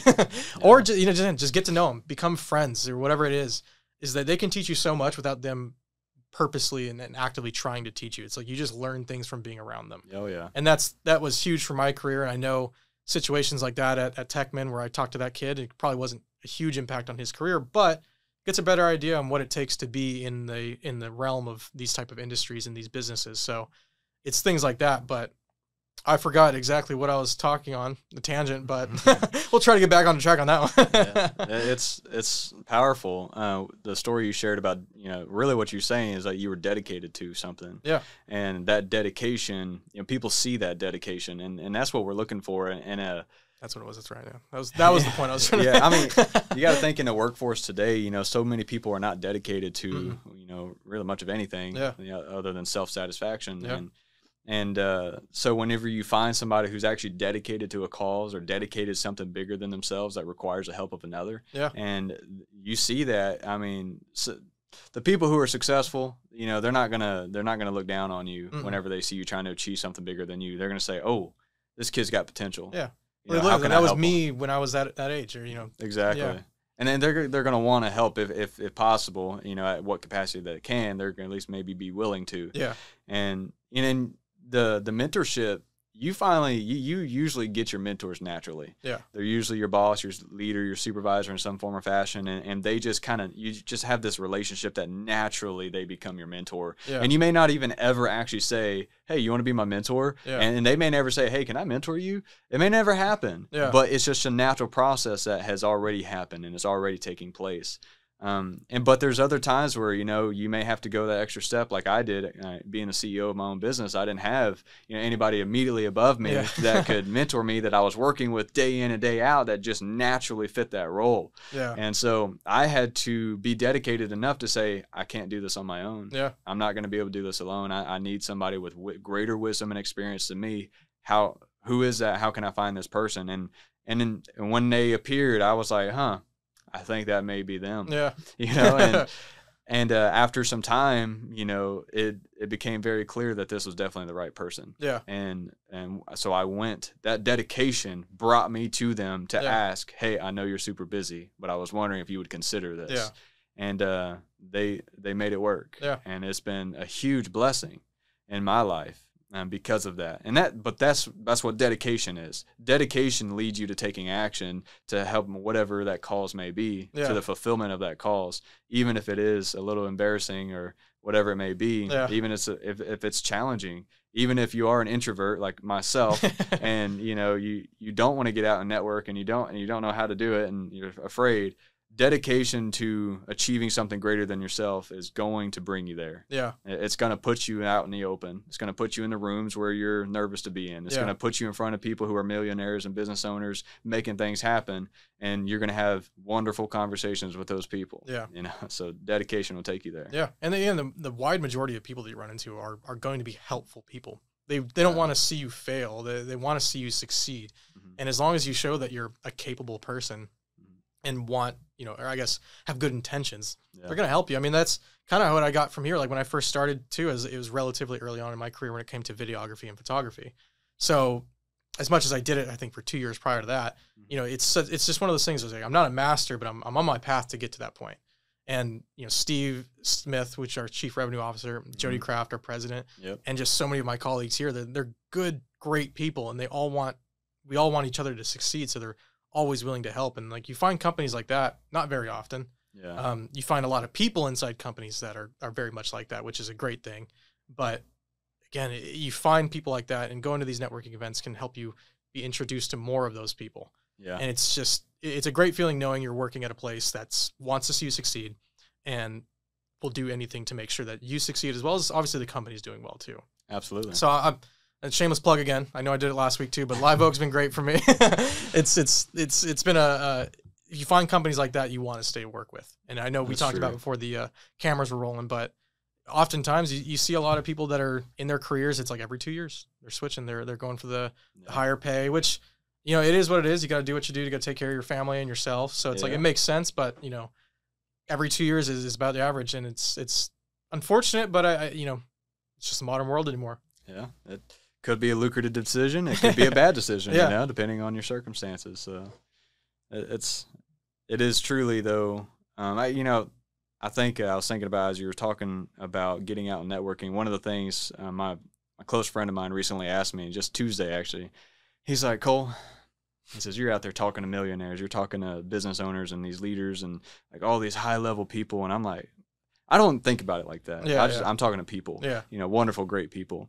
And he's like, but in his mind, he sees them as these millionaires, business owners, and all this and that, and they are, and they're wonderful people. And he's like, "How do you do it? Like, are they like arrogant? Are they?" I just want to know. are they conceited? Are they rude? Are they disrespectful? Do they walk like they on a high horse or anything? I was like, I said, my friend, I said, no. I said that they are wonderful people. Yeah. Like, they're some of the most respectful people you'll meet. They're awesome. They're great. They're just amazing people. Yeah. All of them that I've met, but I don't really have any issues with anybody, you know? And in fact, most of them, you wouldn't even know they're business owners. You wouldn't know they're millionaires. You wouldn't know any of that. Or you just, like the mentor that I have, I didn't know that he was in the capacity that he had. I was just another person that, you know, I felt like deserved my love and value and care, you know? And I told him, I said, look, I think this has less to do with them and has a lot more to do with you, you know? And he's like, you're right. Yeah. Yeah. I mean, it makes sense. You can be intimidated by anybody. I mean, it is a mindset thing. I mean, again, you talk to someone that's super successful in business, you're like, are they going to look down on me? More than likely not. No. It's just like, but it makes sense. I mean, we can make sense about just about anything in your head. But I could see where he's coming from, and I feel like I've done that in the past too. It's like, I can't talk to them. They're whatever it was. Like, it was funny. When I worked in the sports industry, seeing professional athletes, like I worked for that team. Like, we're more or less technically colleagues, even though they're very much the athlete and I'm very much the guy behind the camera. Yeah. But it's intimidating to walk up to them. It's like, that's just a normal person. They're just playing a sport. They're just a dude that is just chilling. At the end of the day, he goes home to his wife and kids. Yeah, probably, exactly. You know, yeah. And takes care of them and has his own struggles. And, you know, and falls short in other areas of his life. And, you know, and it happens. Yeah. And the thing is, too, it's like you go to these networking events, like they're there to just hang out. They're just there to meet someone, too. Like just talk about whether it's business or sports or how the weather is that day. I mean, they're probably not going into it with any other mindset than you are. And that's where you got to look at it, too. It's like you're just going in there to talk to some people. Going there to the network, to build relationships. Yeah. And it can be intimidating. I remember when I was in the military, I was a senior airman at the time still, and I had a staff sergeant. This dude was wild. I love my staff sergeant, still love him. He's one of the greatest leaders I've ever had. And so I had this thing whenever I was developing my leadership, I would go to a building on the base, on the installation. And anytime we needed to go to a building that was small, I had this thing. I would step into every room and say hey to every person. Just what I did. I connected with every single person in that room because I truly do feel that people deserve to be loved by me and that they deserve to feel valued and important by me. And so anytime I see the opportunity to give somebody that, regardless of their rank or status, I try to give that to them if I can. And so whenever I would go to this room, the admin building is what we called it. Well, the admin building is where it probably had 25, rooms in there, 25 offices, and one of those offices was the commanders of the squadron commander. And so I would go room by room saying, hey, hello, hey, Skip how are you doing? Hey, no, and I would go to her office as well, and I would stick my, my dumb head right in there. Hey, how are you doing? Just come in and say hi, and she loved it, and she got used to that because I always had to go to the admin building for paperwork or whatever, this and that. Yeah. And she got used to that, and we had a great conversation. She would look forward to me coming, and just small talk type stuff. I'd get my paperwork from the admin, and then I would head out. Well, one day I was walking out, and we had a flight chief that was walking in. He saw me walk out of the commander's office as he's walking to the commander's office, and he's like, "Randall, what are you doing?" I was like, "I'm just getting some paperwork." And he's like, "Yeah, but why are you walking out of the commander's office?" I was like, "Oh, I just went and said hey, and just go and talk." And he's like, "Get out." Yes, sir. And so I left. Well, guess what? Next morning we go to roll call, and lo and behold, we have a meeting. At roll call, the flight chief that saw me yesterday says, "From now on, nobody's allowed to go to the admin building without their supervisor." That's what he made. He made that new rule because of me, because I went and talked to him, which I understand. I get it. You don't want some airmen saying things they ought not be saying in front of the commander, because a lot of people can get in trouble. A lot of jobs at stake at that point. Yeah. And so I get that. I understand, but I'm that guy. So my supervisor, he looks over at me and he's like, "Is that you?" And I was like, "Oh yeah." He's like, you want to go to the admin building? I was like, let's go, dude. So he takes me to the admin building. Like, we leave, we go to the admin building, and he is the biggest goofball. He's worse than I am. I'm getting it from him, you know? And he steps foot into every office. What's going on? You know, hello, you know, he starts grabbing their candy and, you know, eating their candy and stuff. He is just hilarious. I love him, you know? And we go to the commander. He leads the way. We go to the commander's office and just, hey, how you doing, man? You know, and we just sit there and talk and everything and have a great time. And then we leave and have a good time. And he afterwards, like, now you can't go without the supervisor. You can't go without the supervisor. And I was like, y'all ain't helping. You know, it's like, this dude's wild. You know, he's like 4 people in each office just saying hello. Exactly. But that's wonderful. And I think that is a part of the thing. It's like, how can you go? Because a lot of people are afraid to go talk to the commander, talk to the chief, and how can you go and you talk to these people like it's nothing? It's because they are people, deserving of my love, deserving to be valued by me and feel important by me. And if they need my help, I'm there. You know, that they are people, and I would do that not just for the commander, not just for the CEO of a company, but for the guy that walks to me up on the street, the guy that approaches me at Walmart, the guy that approaches me at Publix or wherever I am. You know, this person is deserving of my love and value and to feel important by me. So, and when you have that mentality, you're not as worried as what rank they have. Yeah. You're not as worried as, you know, am I going to get in trouble, or are they going to look down on me or anything? No, they're not. I've seen one guy in the military. He was one of our flight chiefs. This dude was a gung-ho dude. I mean, table slammer, you know, kind of guy. Get in your face, yell at you, and cuss you out and everything. And he was just really gung-ho, you know. And so he would do all that, and he would rile up the airmen, and, you know, he would be his normal self. One day I saw this guy at Walmart, and he's walking with his, like, 15 or 16-year-old son and his, you know, his daughter and his wife, and I just saw him, you know, and I was just watched him a little bit as he was walking by, and his son and him were having like conflict right there in the middle of Walmart. His son was not listening to him. They were kind of getting an argument. He's telling his son to come on. His son's like, no, I don't want to go with you. And he had no control over his son. Yeah. And, you know, his wife didn't even seem to care at all. And it really struck me. I was like, he's gung-ho in the office and everything like that. But yet he has no control in a situation like this. And it just really showed me that, you know, we're all just people. Yeah. We're all just human beings, you know, going home and struggling with our kids, you know, at times. And, you know, we're not going to be rebellious to them because, you know, we by law in a way, you know, we have to follow his orders, even if they are harsh. And, but his son doesn't have to. His son can disrespect him and stuff like that. And obviously you can go on a parenting trip and say, well, blah, blah, blah. But that's not what happened that day. Yeah. What I saw was a vulnerable man, you know, trying to lead his family and struggling in a process. And I can relate to that. Yeah. And that really just softens my heart to people. And even whenever I see a leader who is stressed and dealing with stuff, like, my heart is softened towards them because I know that they are just people and they're dealing with a lot. And they're going to go home to, who knows, you know, maybe an argument with their wife that day. You know, maybe they had an argument with their wife the day previous. It's like, these people's lives aren't perfect. Yeah. You know, and they deserve to be loved and valued. And kindness goes a long way. It does. Yeah. It does. Sorry, I got a little passionate about that. No, it's good. Get on a roll there. It's fine. But, all right. So, before we wrap up, I have 2 questions for you. One, I just thought of like 20 minutes ago, and partially because of our conversation before the camera started rolling. The second one is something I'm going to start asking people at the end of every podcast. But first, ladies and gentlemen, if you didn't know, we're both gamers. I think we played for a long time, so I feel like the natural question, you can probably already know what I'm going to ask you, is all-time favorite video game. All-time favorite video game. And if you do say Call of Duty, I think you're wrong. Just kidding. No, I play Call of Duty a whole lot. And I game with my dad almost every weekend, but no. Ghost of Tsushima. Really? Ghost of Tsushima is my all-time favorite video That one's game. Relatively new, right? That was like when the PlayStation 5 first came out, right? Something like that. I think it was actually out on the 4 first. Was it? I don't know how many years it's been out now, but I would say at least maybe 2.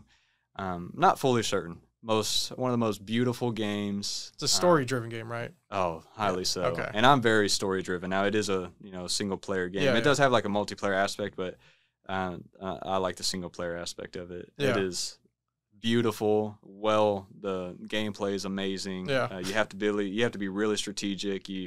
And I maybe not have to, but, I challenge myself, and so I put it on hard difficulty. So, Ghost of Tsushima, one of my all-time favorite video games, and I've probably beaten it multiple times. Yeah. I think 4 now, and I just recently heard that they're going to be releasing the second one. I'm like, I think they finally just put it onto PC as well. I think they're releasing it for PC players. Yeah, well, I'm a PlayStation 5 gamer, PlayStation, so I'm really excited for the second one. Yeah. But all-time favorite, definitely Ghost of Tsushima by landslide. Okay. What about your favorite multiplayer game then?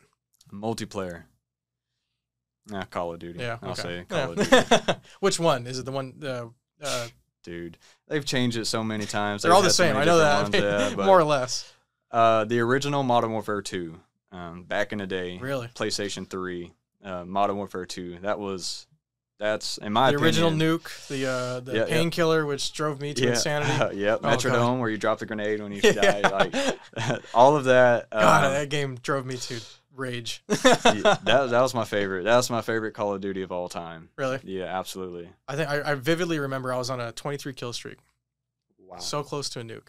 So close to a nuke. And again, for gamers that know, painkiller was like you were immortal for 5 seconds. Yeah, something like that. And I think I was on I can't remember the map. I want to say it was a small map, but it was one where all the planes were like chopped up in parts, kind of like and had the 2 warehouses on the side, the warehouse at the rundown. Yeah.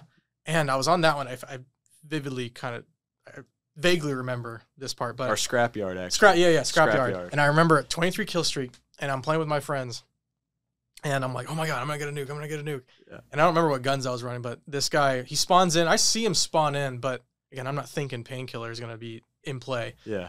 And I'm telling you, I unloaded a whole clip into this guy, just didn't die, and he just turns dead. Oh. And I was just like silent for like a good 5-6 seconds, and then I just remember just screaming. I was like, I'm dude. some other words came out, but I think I backed out of the game. I think I turned off my Xbox 360 or whatever I was playing on, and I was like, I'm done. I was like, I'm not doing this. I was so mad. This game's stupid. And I was like, I'm never playing. And I think that's when like I feel like that was my inflection point with like liking Modern Warfare 2, and then just like no, like absolutely, I hated it. I was like, I can't do this. Yeah. It drove me insane. Yeah, I understand. But no, it was an all right one. I still think the best online Call of Duty had to be. I'm gonna go with World at War. I think it was so much fun. I think I like the World War II setting in all the Call of Duty games, except for the more recent ones. Those ones kind of suck, but yeah, they're interesting. Yeah. So, what is your all-time favorite video game now? It's a difficult question because I'm trying to remember what I played when I was super young, but I don't feel like there were a lot of story-driven ones. Because I almost want to say The Last of Us. Mm-hmm. The first one in particular, I loved. Yes, same. It's got a great story. The gameplay was incredible, and I feel like Naughty Dog makes just such good games. That and Uncharted, all that whole series was so good. Yeah, that was a great series too. Fun, like just every single game, even if the story wasn't like perfect, I think it was just fun games. Mm-hmm. But let me think for a second. There's Last of Us. I loved God of War. Dude, it's so good. I recently my fiance. I've been saying like I want to get when God of War Ragnarok came out. Mm-hmm. I was like I want to play it, but I don't have a PlayStation 5. She ended up buying me a PlayStation 5. Wow. Just so I could play it. Now I play everything else. It was her mistake. But well, that's awesome. Yeah, though. So she got me that, but I almost want to say, dang it, I don't know. It's so hard. Okay. Gears of War. I'm gonna say Gears of War. Gears of War. Gears okay. of War. Man, you went from PlayStation straight to Xbox. The thing, I started off on Xbox when I was super young. My parents bought us the original Xbox when Halo 2 was out. Yeah, okay. And me and my brother would do split screen with our neighbors. We'd have their Xbox that we played like 2v2. Yeah. But we obviously played the heck out of the campaign. And then obviously as the new Halos came out, I became less and less of a fan. Mm-hmm. But got the original Xbox and I was like, all right, well, Call of Duty Modern Warfare, the first one, came out for the 360. So we ended up getting a 360 and we were playing that one. But me and my friend, he actually works here, Travis Selsky. Yeah. He's probably your sales rep if you're anybody watching. Me and him would play Gears of War when we were younger. That is hilarious. And that's what we did in the campaign. You can do like split screen campaigns. So I was like, it's just good. And I remember it just vividly because it was slow pace, which is what I like. Kind of like the tactical version of it, but it was like super just technical and very difficult. And that's what I loved about it. I wasn't great, but I think I loved it. But campaign wise, excellent game. It was just fun. So That's I think awesome. Gears of War, but a close second and third, if not tied with first, honestly, is like The Last of Us and God of War. Yeah, I agree. Last of Us 1. Yeah. The second one, I don't even want to talk about it. I don't. Yeah. But the God of War, definitely. I Yeah. played all of those. And they even have 2 PSP games. Yeah. And I played those as I never well. played those ones. I did the because PlayStation 5 does that premium pass. Mhm. It's like $150 a year or whatever it is, but Yep, you can yep. play without downloading, or you just play like stream it basically. You can play like the original God of Wars. Yeah. So I went that's back awesome. and tried playing them. And I mean, obviously you're used to like modern gaming. Yeah, now. yeah, It's so old- weird old playing. school. Yeah, it was so weird, but I played them all again and I was like, these are just as like good. Like Awesome. obviously the graphics are like, you know, Yeah, gameplay's not the same. yeah, it's not the same, but they're just good games. They're just They fun. are, dude. Yeah. The Great. story is just so entertaining. It makes no sense anymore, but it was like, That's true. yeah. But I think those are it. Yeah. Yeah, I agree with that. I think those are awesome as well. Good assessment. Yeah. But okay, final question. Uh-oh. So this one might be a little bit difficult, but it might be easy for you because I think you make the connections that I think are going to work well. So Okay. our podcast is literally called The Fiber, and Yeah, our let's see. goal with it is Fiber. The Fiber. Our goal has always been to exemplify and give a platform to people that are a fiber of the community. Very, just ties right in there perfectly. So I always ask, I'm going to start asking. We had our guest last week. She mentioned her mentor and like how big of an impact he had on her career and where she's at now. So for you, who do you think, and they could be from Okaloosa County, they could be from California, they can be wherever, they can be, you know, your brother, your dad, your mom, your sister, whoever. It can be someone that you may want us to bring onto the podcast or someone you just want to give a shout out for. But who do you think is a fiber of the community? They just do nothing but good. They're just good people that you just want to give them a shout out. They're important to you and they're important to the community. Oh, my goodness. See, you know, I know a lot of people, have a lot of great connections, and so that actually is a hard question for me because now I'm being pinned down, Yeah, yeah. and somebody's going to be like, well, why didn't you mention me? It's like, You're just like, well, you got to start doing this. I don't know, a space, you know? It's just, you know, and then I don't know, man. Let me think. One person who does good in the community. So, you know. And you can name a few people if you want to. I'll give you that one. So definitely, you know, I like, you know, part of my vision, as I mentioned earlier, is, you know, helping grow people and empower them to make a positive impact in our community. And I want to be able to promote that impact that they're making in some sense. So it's really hard for me on this one. I think there's quite a few of them, you know, and that's the thing. And people who are making a positive impact. Dude, I will. You better believe it. Like if you got me a new video game, you know, you might bump up to number one. Maybe next one. Maybe next one. It's hard to be selective in this. So And I'm forcing you to be selective. You're forcing me to be selective in this, and the good thing is at least it's a positive thing. It's not like who's the, you know, the knucklehead of the group, right? that's true. I think somebody that I see most recently making huge strides, and so I'll throw out a couple names just because. But I see them actually adding value to the community, and you know they're making a positive impact in the community, and that to me is extremely important. Which is why I'm going to mention two people, because I think one you may already done both, but one is Bobby Wagner. You know, you probably already you just had his fiance. I get it. So have you already had one with him? Or yeah, consider him? I want 6 months ago maybe. I kind of forget when. So you already had him. He's doing great things. I'm excited about that.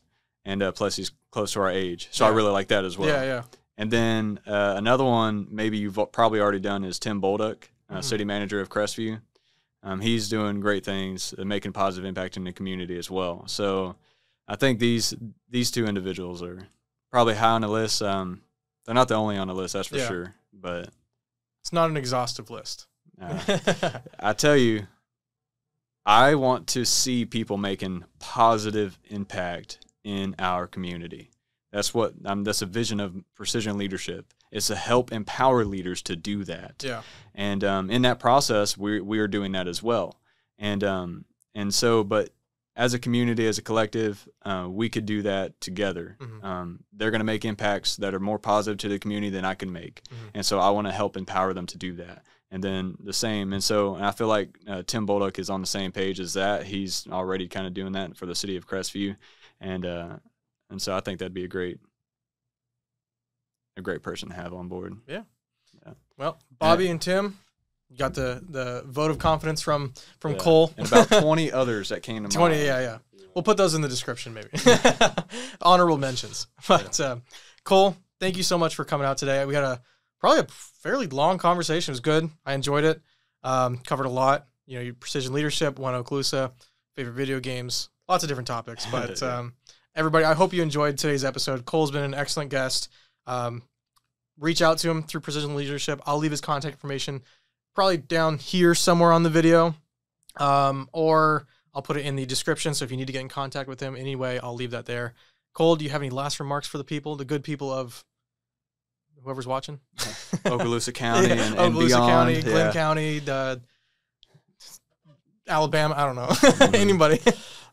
All of them.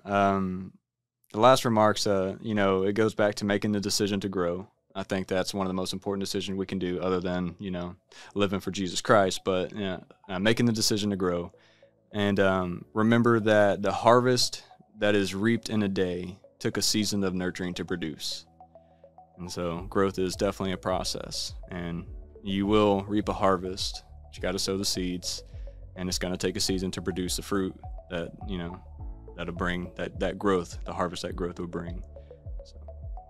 Awesome. Cole, thank you so much. Thank you. Appreciate you.